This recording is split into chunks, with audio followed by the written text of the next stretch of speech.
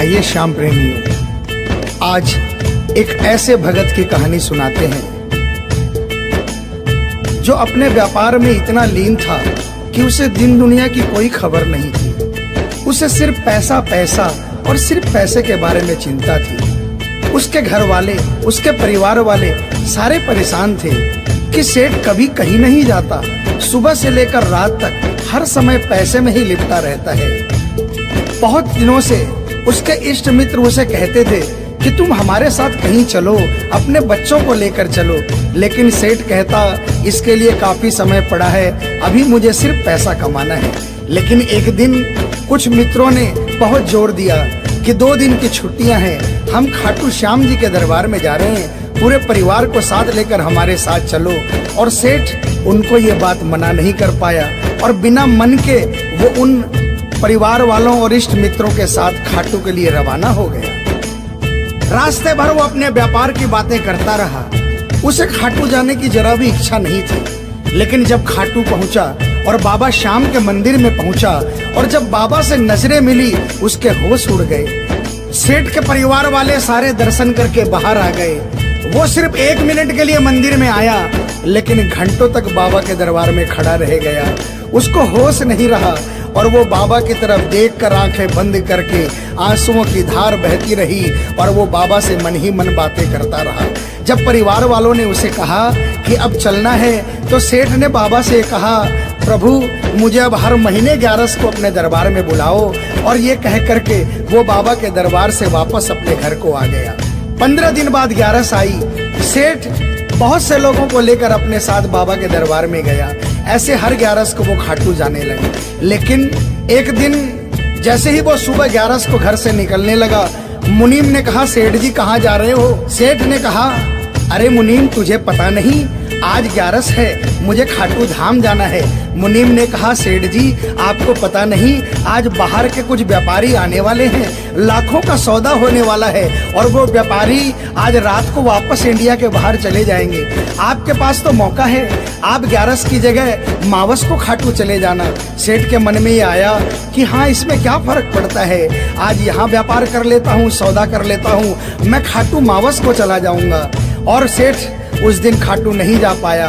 11 निकल गई, मावस आई, मावस को फिर कोई व्यापारी आ गया, उसके बाद फिर पूर्णिमा आई, फिर कोई व्यापारी आ गया और इसी तरह सेठ व्यापार में फिर उलझ गया। एक दिन रात को सेठ सोया तो उसके नींदों में उसे ऐसा आभास हुआ कि उसे कोई आवाज आ रही है और उसने बड़े ध्यान से सुना। उसे लगा खाटू वाले श्याम बाबा उसे कह रहे हैं, वाह रे सेठ, मैंने तो सोचा था कि मेरे दरबार में कोई बहुत बड़ा भूला भटका भगत आया है, लेकिन मुझे क्या पता था कि कोई भगत नहीं, एक सौदागर आया है और मुझसे सौदा करके चला गया। आज तू अपने घर में, अपने व्यापार में खूब खुश है, तू वहीं पर खुश रहे। और ऐसा कहकर वो आवाज बंद हो गई। सेठ की आंखें खुली, उसके मन में ग्लानि हो गई। उसने सोचा कि मैं आज ही खाटू धाम जाऊंगा और वो जैसे ही खाटू के लिए निकला, रास्ते में एक्सीडेंट हो गया।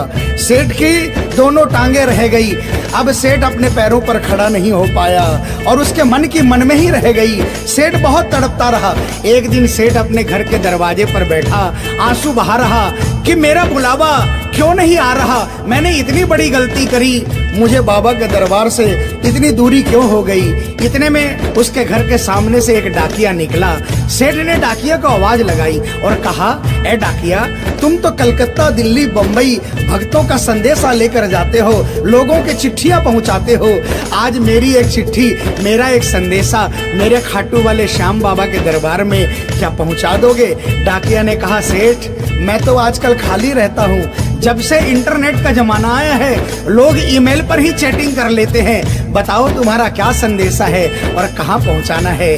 और ऐसे डाकिया ने सेठ से कहा और सेठ ने डाकिया से कहा।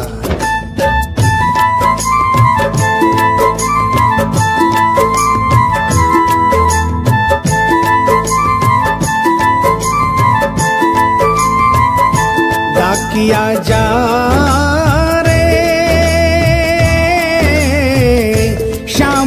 संदेशो दीजे, शाम न जाए तो कह दीजे, भगत थार दर्शन न तरसे। डाकिया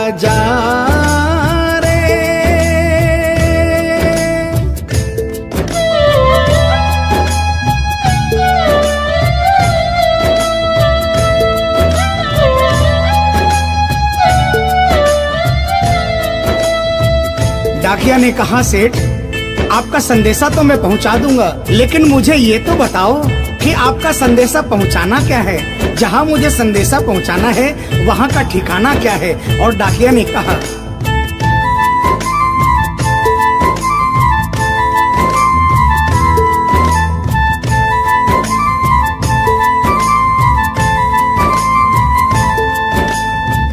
कौन से गांव थारो शाम बस्यो है, इतनो माने बता दे सेवक रे।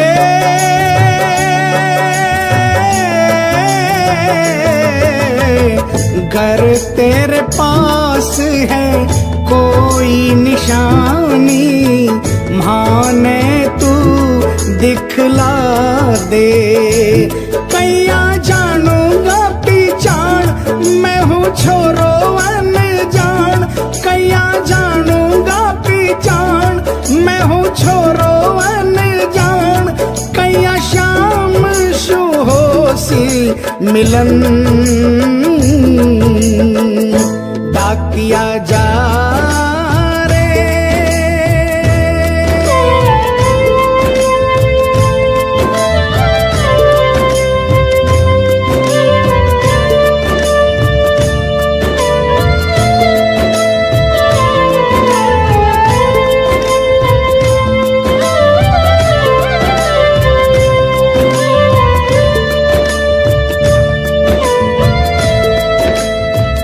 सेठ ने कहा, डाकिया मैं तुझे जिस जगह का ठिकाना बता रहा हूँ वहाँ ऐसा दरबार है जहाँ जो एक बार जाता है वो वहीं का हो जाता है।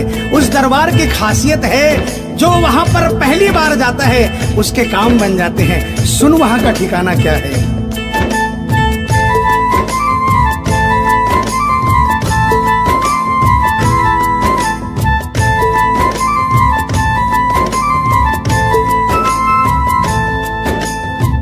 खाटू में है श्याम जी को मंदिर, शिखर ध्वजा लहरावे। डाकिया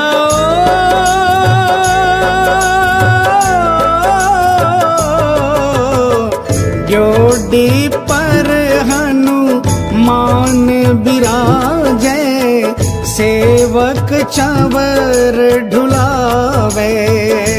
बाके नौबत बाजे द्वार, गूंजे हरदम जय जयकार।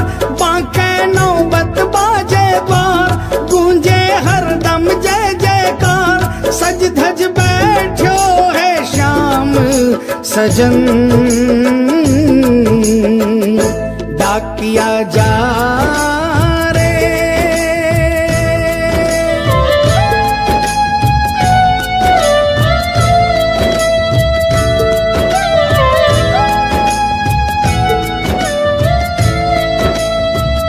डाकिया सेठ जी के यहाँ से निकल जाता है और वो खाटू धाम के लिए प्रस्थान करता है। धीरे धीरे वो खाटू पहुँचता है और खाटू पहुंचकर बाबा के मंदिर का पता करता है और मंदिर के नीचे पहुंचकर वो पहले प्रणाम करता है और बाबा के मंदिर की 13 सीढ़ी चढ़ता है। और वो बाबा के सामने पहुंचकर बाबा की तरफ नहीं देखता, पहले अपने झोले में से वो सेठ की चिट्ठी निकालता है और चिट्ठी निकाल के पढ़ने लगता है।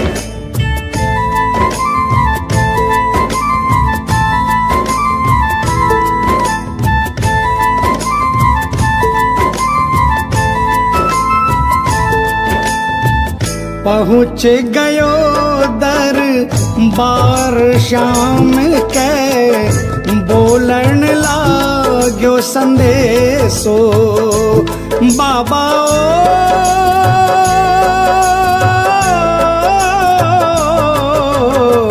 बन बैठो कद श्याम दीवानो, कुछ ना रयो अंदेशो। आखड़ ल्यासू बरसी धार, जैया सावन की फुहार। आखड़ ल्यासू बरसी धार, जैया सावन की फुहार। देख सांवरिया बोलो ये वचन, डाकिया जा रे।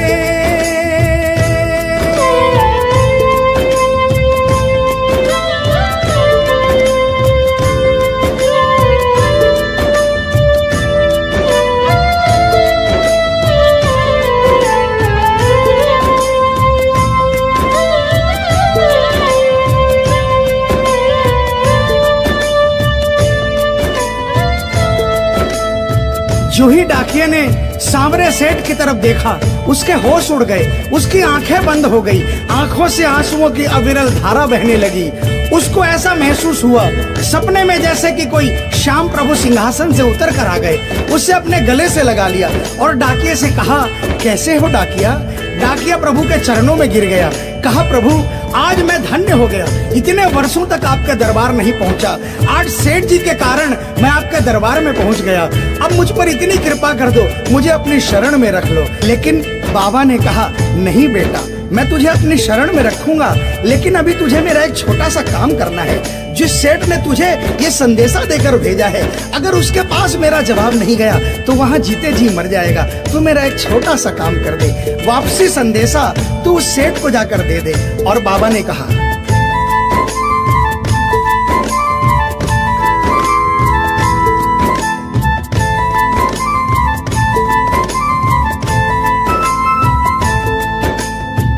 कह दीजिए तू जाए सेवक ने तेरो बुलावो आसी। सेवक रे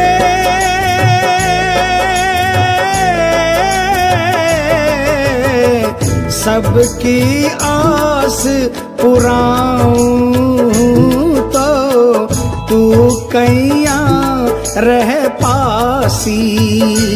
तेरी सारी जानू बात पूरी करशू मन की आस, तेरी सारी जानू बात पूरी करशू मन की आस। पर बढ़ा मेरे कानी कदम डाकिया जा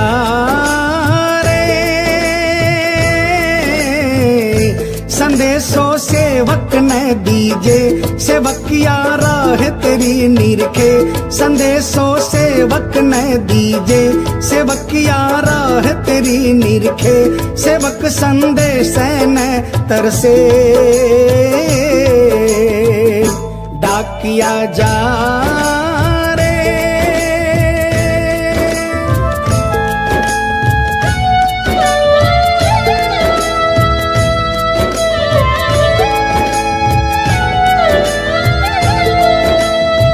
डाकिया श्याम प्रभु के चरणों में प्रणाम करके वापस निकलता है और वो आधी रात को ही सेठ के शहर में आ जाता है। अब डाकिया को इतनी जल्दी थी कि उसने आधी रात नहीं देखी और उसने जाकर सेठ के दरवाजे की घंटी बजा दी। उस दिन सेठ के घर में कोई नहीं था, सेठ अकेला अपने बिस्तर पर पड़ा था। जैसे ही घंटी की आवाज आई उसको लगा कि बाबा का संदेशा आ गया, लेकिन सेठ मजबूर था, वो उठना चाहा लेकिन उठ नहीं पा रहा था। लेकिन अचानक उसने जोरदार जयकार लगाई, हारे के सहारे की। और जैसे ही आवाज आई सेठ के घर में करिश्मा हो गया। सेठ अपने पांव पर खड़ा हो गया, दौड़ कर गया और उसने जाकर दरवाजा खोला। सामने देखा डाकिया खड़ा है। सेठ डाकिया के चरणों में गिर गया और कहने लगा, डाकिया जल्दी बताओ मेरे बाबा ने क्या संदेशा भिजवाया है। और डाकिया ने चिट्ठी निकाली और बाबा के भगत की चिट्ठी का संदेशा निकालकर सेठ के हाथों में थमा दिया। सेठ ने जैसे ही चिट्ठी देखी वो झूम झूम कर नाच नाच कर गाने लगा, आ, आ, आ,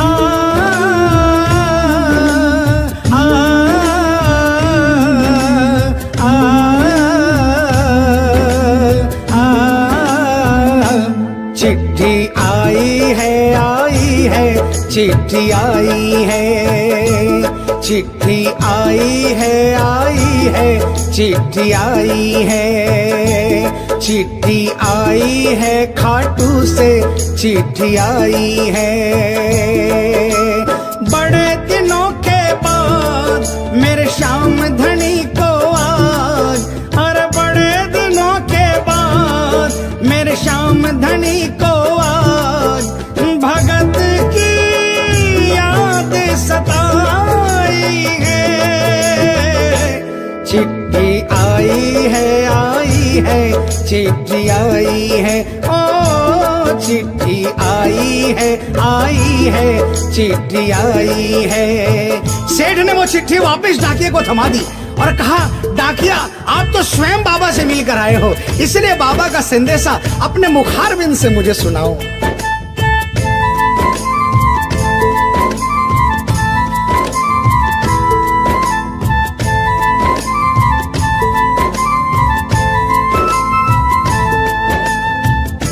गुण संदेशो सांवरिये को मनड़ो घणो हरसायो।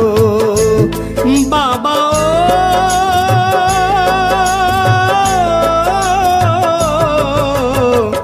बंध गया पाँव में घूघरिया सा, मन को मोरियो गायो।